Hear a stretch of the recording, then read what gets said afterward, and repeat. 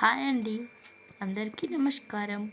మళ్ళీ వచ్చేసింది మీ చిన్ని మీకు హిందీ నేర్పించడానికి.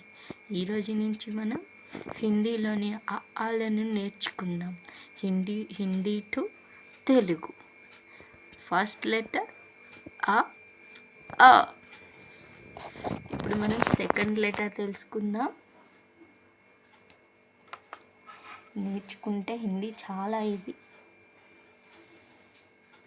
మీరందరూ తొందరగా నేర్చుకోవాలని అనుకుంటున్నాను. ఇప్పుడు మనం సెకండ్ లెటర్ని రాస్తున్నాం. ఆ. సెకండ్ లెటర్ హిందీలో సెకండ్ ఆ, మన తెలుగులో ఆ. ఇప్పుడు మనం ఆ.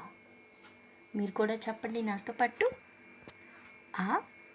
ఆ. సరే, మరి మనం